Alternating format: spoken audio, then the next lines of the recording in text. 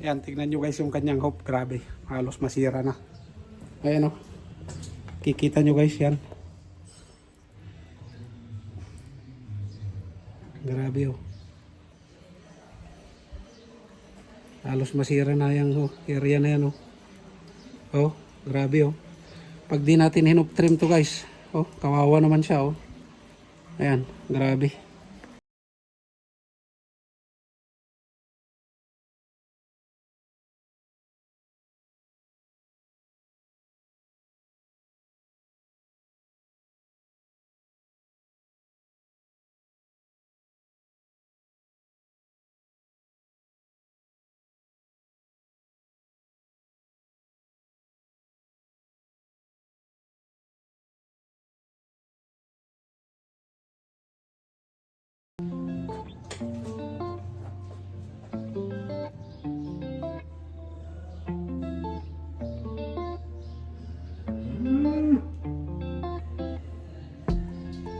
Ito grinder.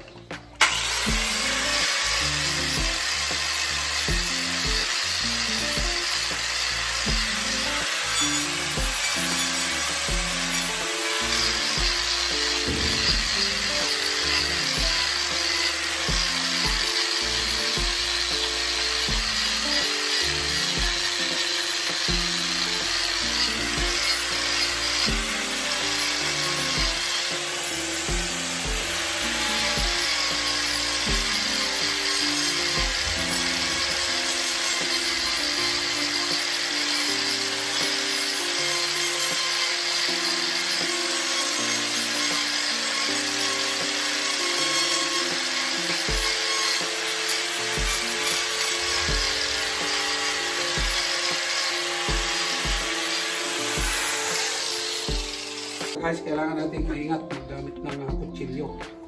Ito, kailangan nating maingat maggamit ng kutsilyo guys kasi ito delikado. Tsaka syempre yung paggamit ng grinder. Ayan, ito. Yan, itapyas natin itong area nito. Ito, para kumantay dyan.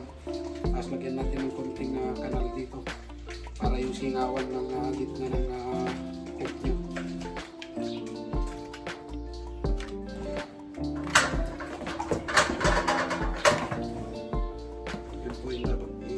Ingatan natin umalag siya. Ayan guys, ganyan lang pag hawak ng kutsilyo para ka nang naglalaro. Ayan.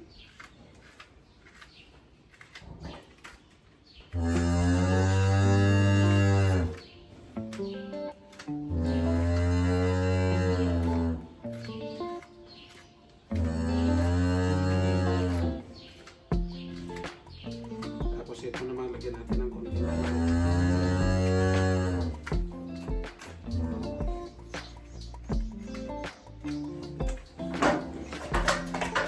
Bawat ang buntot niya kasi may tayo. Ano pang baka masyado na pala.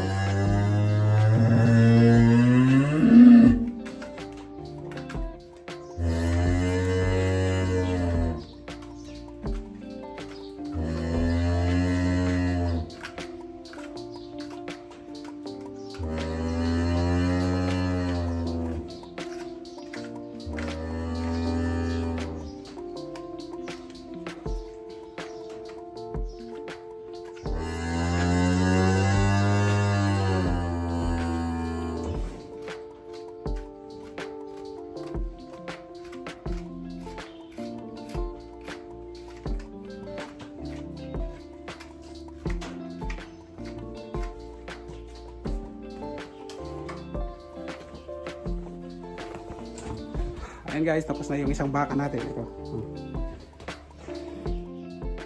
Ayan, ganda na siya. Okay na po yan. Good girl. You're done.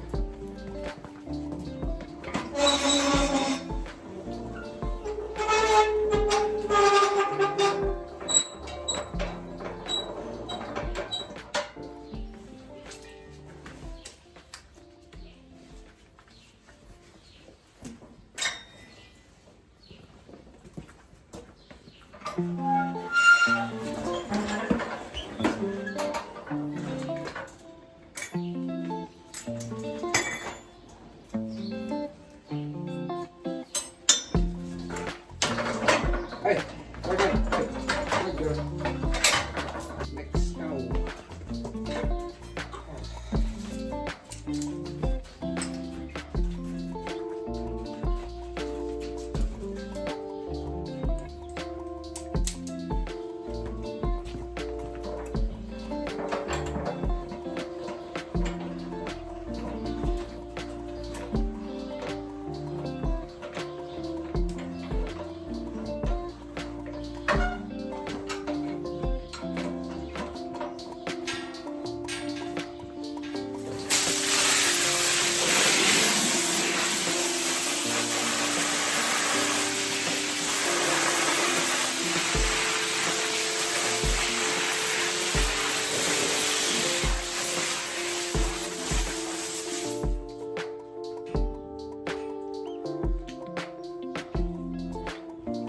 Tignan nyo guys ang tendency ng pagka yung cause ng pagka hindi natin hinop training to, masisira na pala yung hook nyo talaga.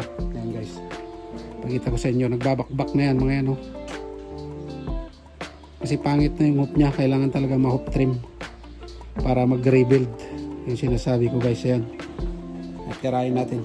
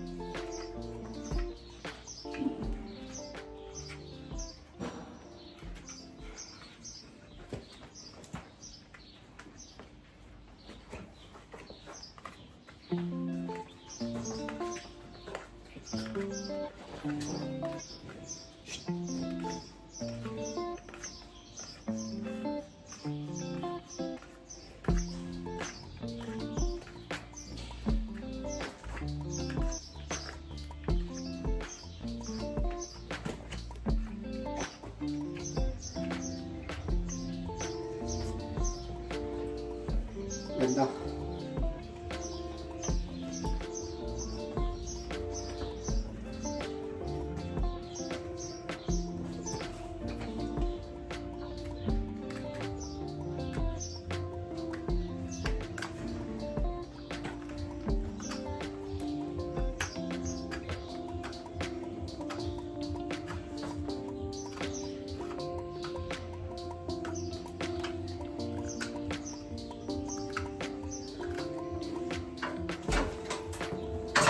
Hey.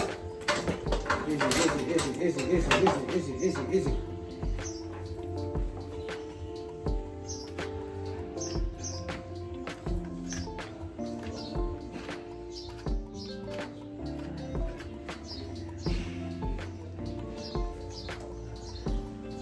Yan, napakaganda guys.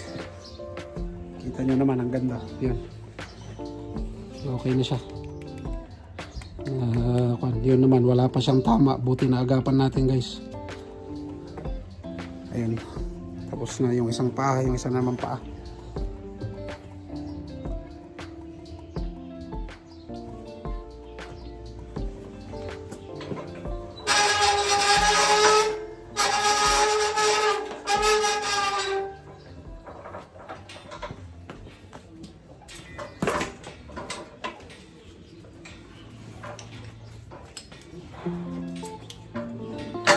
Ay.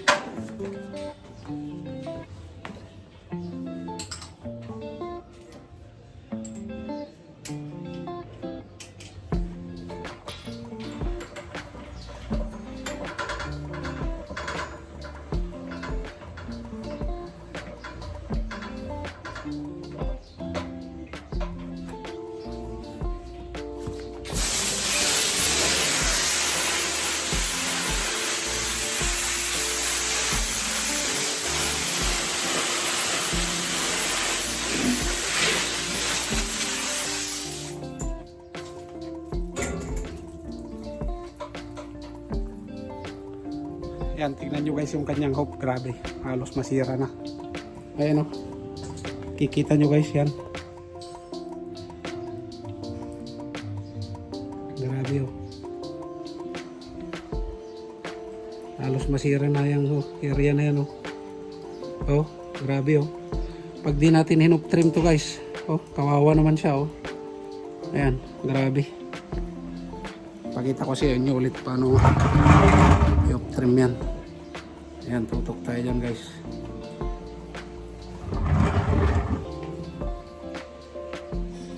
Ayan. Against the light yata.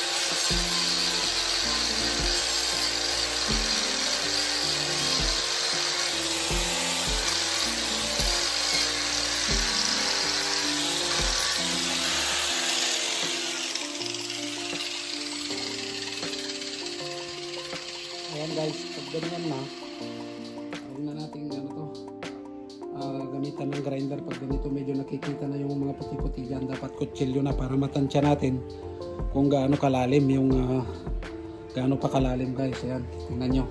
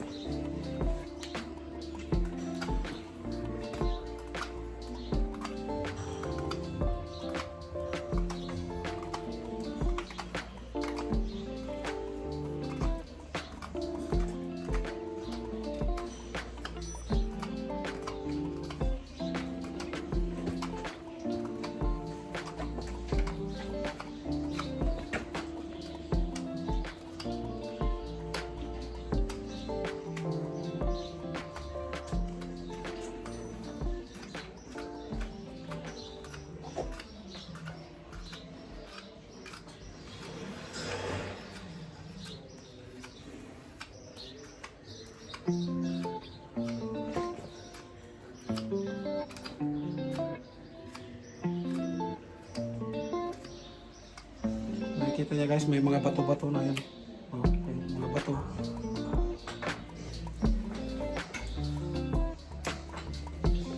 sa inyo. Mga bato-bato.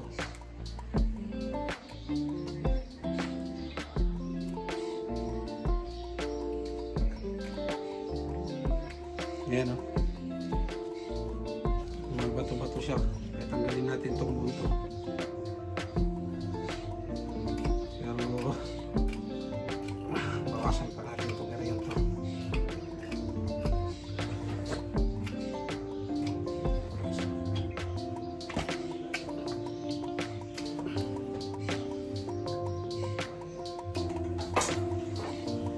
Okay. Easy.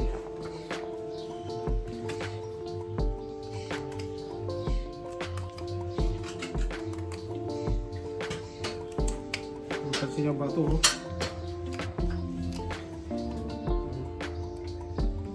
Yan mga bato guys, bumaon.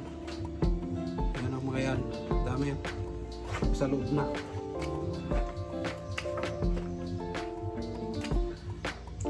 Nag-survive lang yung hook niya guys. Pero na-damage na to dati, oh. Galing nakasurvive.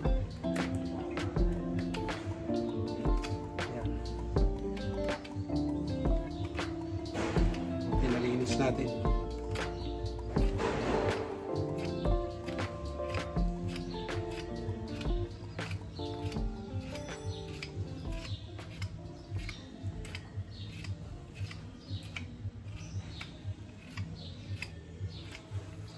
Ganda.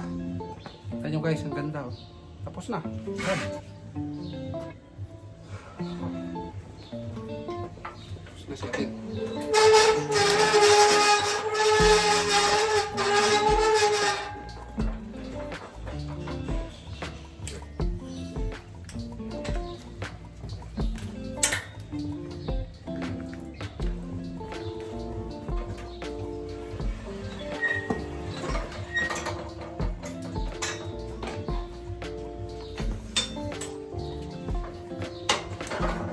Ay. Good, makakaginhawa na si Cordapia. Ayan guys, at hanggang dito na lang mga yung ating hop trimming. At tama na yung dalawa nating sinampol. At ito mayroon pang dito, 5 na ating hop trim. Kaya para hindi tayo tumagal, binigyan ko lang kayo ng sample na 2 baka para at least kahit papano may basis kayo. O nakita nyo kung paano ko i-hook trimming yung aming mga baka dito sa aming farm. At ayun nga guys, at maraming salamat ulit sa panonood dito sa ating video na hook trimming. Hook trimming lang po tayo, hindi po sila limb. Kaya ayun, trinim lang natin sila, ganun ginagawa natin. Pag nakita natin na may mga medyo mahaba na yung hoop at saka hindi na pantay, pag nakita natin sa loob ng shed, sa milking shed, ay ating i-drain na draft tulad nitong mga ito.